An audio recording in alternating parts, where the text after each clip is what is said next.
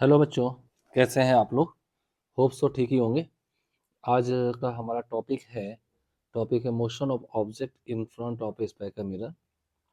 और इसी में आपको लॉन्गिट्यूडिनल मैग्निफिकेशन भी बताने जा रहा हूँ। और ये कंप्लीट जो टॉपिक होता है रे ऑप्टिक्स है, उसी का एक पार्ट है रिफ्लेक्शन का, रे ऑप्टिक्स। ठीक है, तो रे ऑप्टिक्स का एक पार्ट है। देखिए, अभी आपने जो जनरली मैग्निफिकेशन पढ़ा होगा कि जैसे ऑब्जेक्ट कोई इन फ्रंट ऑफ प्लेन में रखा है, ऑब्जेक्ट कुछ हाइट होती है ए बी, और इसकी कहीं इमेज अगर बन जाती है सपोज ऐसे ए डैश बी डैश, तो हाइट्स के जो रेशियो हैं उसी को हम इमेज का साइज अपॉन ऑब्जेक्ट साइज, इसी को हम ट्रांसवर्स या लैटरल मैग्निफिकेशन कहते हैं। ट्रांसवर्स ट्रांसवर्स और लैटरल लैटरल मैग्निफिकेशन इसकी वैल्यू आपने पढ़ी होगी माइनस की वी बाई यू होती है। ठीक है, लेकिन क्या होगा अगर ये object these object are lying on the principal axis, suppose ये प्रिंसिपल एक्सिस पे ऐसे लाई कर रहे हैं। अब ये परपेंडिकुलर थे तो आपके पास ट्रांसवर्स मैग्निफिकेशन को एम से रिप्रेजेंट करते हैं। मैं जो यहाँ बताने जा रहा हूँ आपको, पहले सेकंड पार्ट लॉन्गिट्यूडिनल मैग्निफिकेशन, ये कैसे आएगा, ये क्या होता है। तो सपोज मैं यहाँ पे इन एरोज को हटा देता हूँ, ये आप पहले से जानते हैं। अब मैं बात करने जा रहा हूँ ट्रांसवर्स मैग्निफिकेशन, आप जानते हैं लॉन्गिट्यूडिनल की। यहाँ आपके पास कोई ऑब्जेक्ट है ए, ऑब्जेक्ट ए बी है। अगर मैं इसकी बात करूँ तो इसकी इमेज कहीं ना कहीं इधर बन रही होगी, लेटर सपोज कुछ ऐसे। मैं इसकी लेंथ को नेग्लिजिबल मान रहा हूँ तो इसलिए ऐसे बना देता हूँ। तो इसकी इमेज ये आपके पास बी डैश और ए डैश आ जाएगी। ठीक है, इसका साइज लेंथ क्या होगा। ठीक है, तो अगर मैं आपसे बात करूं यहाँ पर दिस वन, इसके एंड ए को u1 डिस्टेंस ले लो, एंड बी की डिस्टेंस को u2 डिस्टेंस ले लो पोल से। तो इसी के रिस्पॉन्स में ए की नई इमेज v1 बन जाएगी v1 डिस्टेंस पर, और दूसरी बन जाएगी v2 डिस्टेंस पर।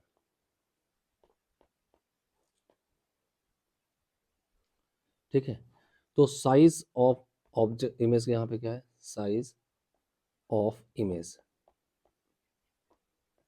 along the principal axis, that is, आप देख पा रहे हैं v2 माइनस v1 है।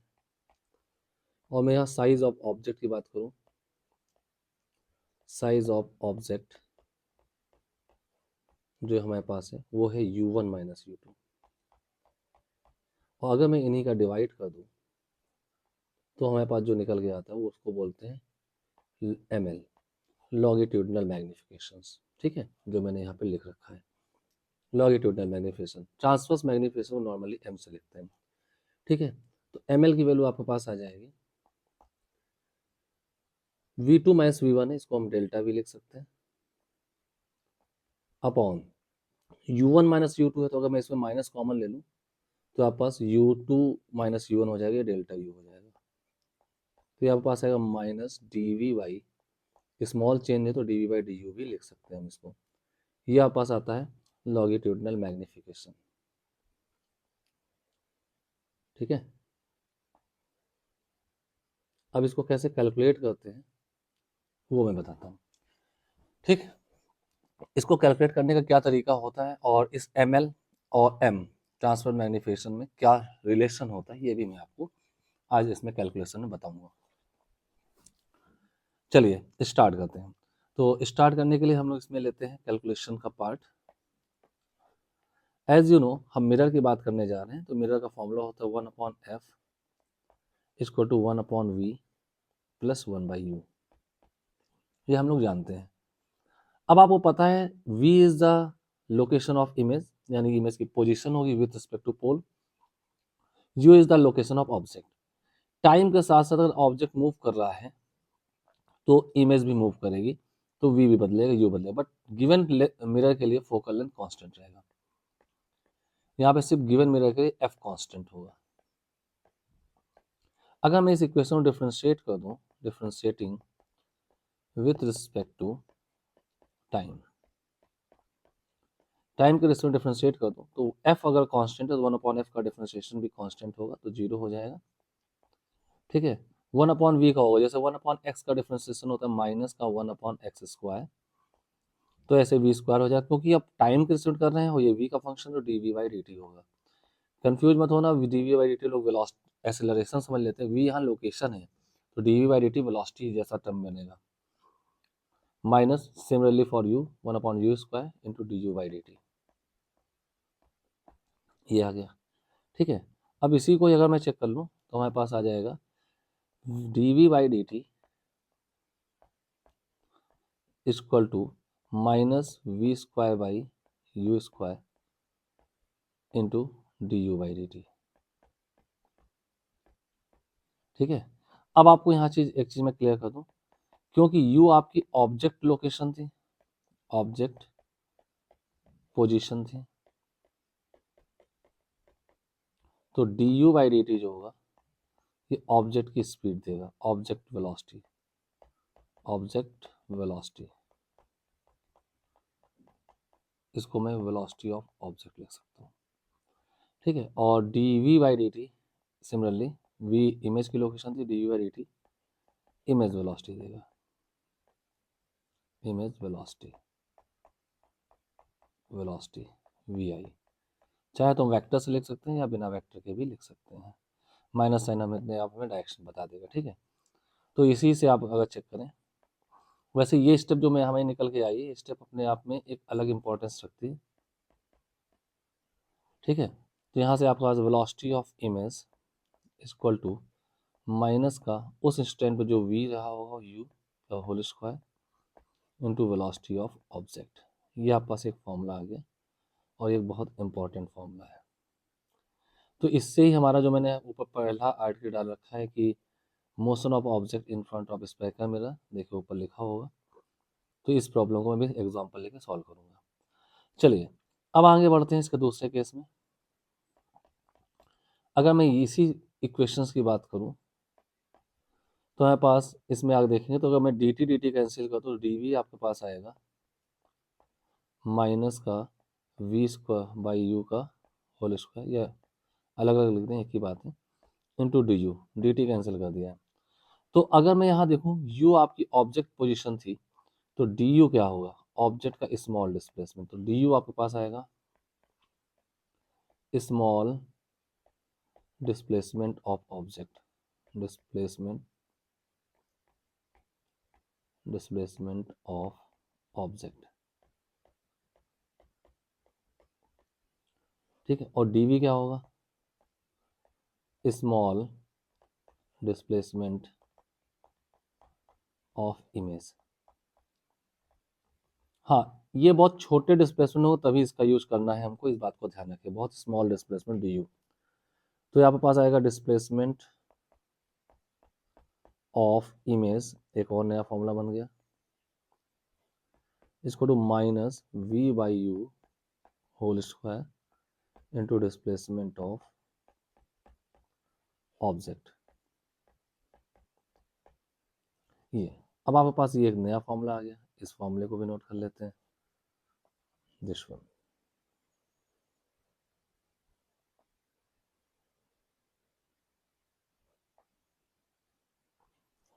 फॉर्मूला नंबर 1, एक ही आर्टिकल से हमें 3 चीजें निकल, फॉर्मूला नंबर 2।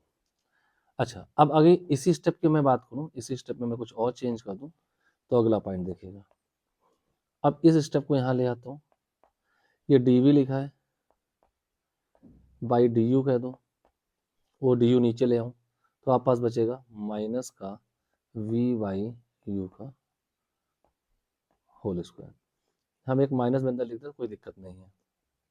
और आपने ये पढ़ा dv/du, ऊपर कहीं लिखा होगा dv/du minus dv/du L ml longitudinal magnification होता है, तो इधर से अगर मैं चेक करूँ तो माइनस का dv/du, माइनस इधर ले आए, इक्वल टू माइनस v/u का होल स्क्वायर, ये हो गया, और यहाँ से आपको मिल जाएगा ml, लॉन्गिट्यूडनल मैग्निफिकेशन इसको to minus v by u आपका ट्रांसवर्स या लेटरल मैग्निफिकेशन, तो उसका स्क्वायर हो गया। तो ये आपके पास एक अगला रिलेशन आ जाएगा, ठीक है ना।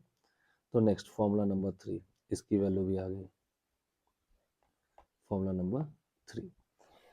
तो ये कंप्लीट आर्टिकल था, बस एक बार हमें डिफरेंशिएशन करना था जो भी मिरर फॉर्मूला होता है उसी को।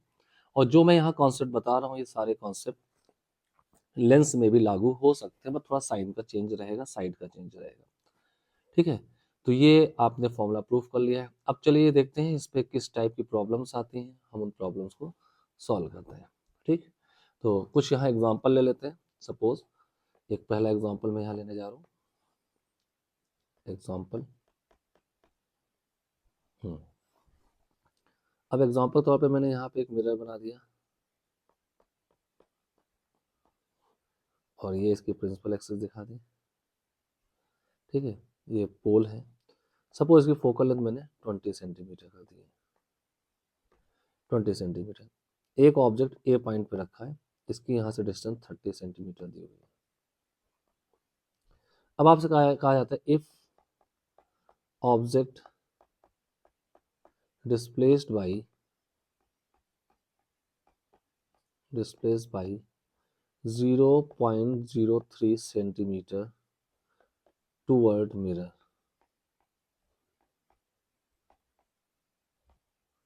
then find displacement of object, then find displacement of image, image का डिस्प्लेसमेंट बताइए। यानी ऑब्जेक्ट को यहाँ से ऐसे डिस्प्लेस कर दिया गया है, ए से नई लोकेशन ए डैश पर ले आए हैं, और ये डिस्प्लेसमेंट जो डेल्टा एक्स है वो 0.03 mm है। सेंटीमीटर नहीं, हम mm कर देते हैं, बहुत छोटे डिस्प्लेसमेंट हम लिख देते हैं mm। अब इसको कैलकुलेशन तो किया नहीं जा सकता इस नॉर्मल तरीके से कि आप पहले u लीजिए, उसका v निकालिए, फिर दूसरा u लीजिए, उसका v निकालिए, दोनों v का डिफरेंस लीजिए, क्योंकि बहुत छोटे पैरामीटर है। तो हम क्या करते हैं, प्रेजेंट टाइम पे जो u दिया हुआ है, तो u आपके पास है -30, f कॉनकेव है, भले हमने यहाँ पे बिना साइन ले रखो, बस फॉर्मूले माइनस का 20 लगेगा सेंटीमीटर। और पहले यहाँ से v निकाल लेते हैं, v निकालने, तो v निकालने का हम लोग फॉर्मूला यूज करेंगे 1/f equal to 1/v plus 1/u। 1/f है आपके पास -20 इसको to 1/v plus 1/-30। 1/v equal to 1/30 minus 1/20, ये आपके पास माइनस का 1/60 आ जाएगा। तो v की वैल्यू -60 आ गई, v -60 हमने निकाल लिया, ठीक है। अब आपको पता है डिस्प्लेसमेंट, तो आपने एक फॉर्मूला भी पढ़ा, ऊपर मैंने प्रूफ किया है, ये देखिएगा दिस वन। इस फॉर्मूले की बात कर लेता हूँ। तो बस डिस्प्लेसमेंट ऑफ इमेज निकालना है, v बाई यू का whole square into displacement of object, ठीक है। तो आपके पास डिस्प्लेसमेंट ऑफ इमेज, डिस्प्लेसमेंट में s लिख दो, minus v by u whole square into displacement of object. Displacement of image जो आपके पास आएगा माइनस v -60 है, u -30 है, whole square into displacement of object जो था 0.03 mm था। यहाँ पे 60 और 30 दोनों सेंटीमीटर कट जाए, इसे यूनिट कन्वर्ट करने की हमें कोई जरूरत है नहीं। दिस इज 2 टाइम्स 2 स्क्वायर 4, तो माइनस का 4 इंटू 0.03 mm। तो ये आपके पास आंसर आ जाएगा माइनस का 4 0.12 mm। माइनस ये बता रहा है कि ऑब्जेक्ट अगर टूवर्ड द मिरर गया है तो ये अवे फ्रॉम मिरर होगा, अवे फ्रॉम मिरर, ये आपका आंसर आ जाएगा डिस्प्लेसमेंट ऑफ इमेज, ठीक है। तो ये आपके पास आंसर आ जाता है। एक मेरा प्रॉब्लम हो गया। अब इसी प्रॉब्लम में मैं आपसे कहूँ कि सेम इंस्टेंट पे इसी प्रॉब्लम में कुछ चेंज करता हूँ। अगर इस समय जब ऑब्जेक्ट देखा गया, it was moving with speed of 8 meter per second. अब जैसे मैंने 8 मीटर पर सेकेंड यहाँ लिखा है, ये टूवर्ड मिरर है, अगर मैं इसको अवे मिरर कर दूँ, इस इंस्टेंट पे ऑब्जेक्ट की स्पीड 8 मीटर, मीटर भी बड़ा टर्म है, सॉरी, मैं इसको सेंटीमीटर पर सेकेंड कर दूं, इस स्पीड से जा रहा है, तो उस समय इमेज जहां भी होगी उसकी स्पीड क्या होगी, ठीक है। तो क्वेश्चन नंबर सेकंड है हमारे पास, if object is moving with speed 8 centimeter per second away from mirror, उस स्टैंड उस पोजीशन पे along axis find speed of या speed and velocity of image at given instant, अलग अलग इंस्टेंट पे अलग अलग हुई image at given instant, given position, given instant of time, given instant of time, given instant, ये निकालना है। तो इसके लिए हमें क्या करना है, सेम फॉर्मूला, अगर आपने ऊपर देखें तो ये फॉर्मूला लिखा है, डिस्प्लेसमेंट हो गया, इधर देखें तो ये वेलोसिटी का फॉर्मूला लिखा है, this one, v I is to minus v y u का whole square to v o, ठीक है। बहुत सिंपली मैं यहाँ पे सेम जैसे मैंने यहाँ फॉर्मूला ये यूज किया है वैसे मैं यहाँ पे यूज करने जा रहा हूँ, तो देखिएगा जरा ध्यान से, वेलोसिटी ऑफ इमेज इसको to minus v by u whole square into velocity of object, तो वेलोसिटी ऑफ इमेज आपके पास आ जाएगा माइनस वी है 60 माइनस 60, यू है माइनस 30 का होल स्क्वायर इंटू 8 सेंटीमीटर पर सेकेंड। यहाँ से आप सॉल्व करें तो इमेज की वेलोसिटी आपके पास आ जाएगी, ये 2 आएगा, 2 का स्क्वायर 4, 8 4 जा 32, माइनस 32 सेंटीमीटर पर सेकेंड, इस रेट से उस समय इमेज मूव कर रही होगी। और अगर जो भी है, अगर आपका ये टूवर्ड द मिरर था, ये सॉरी ये अवे फ्रॉम मिरर था, तो इसका आंसर आएगा toward mirror, toward mirror, image mirror की ओर जा रही है इस स्पीड से, ठीक है ना। तो ये आपका पास आंसर आ जाएगा, क्लियर, राइट। अब मैं इसमें एक चीज और आपको दिखा दूं,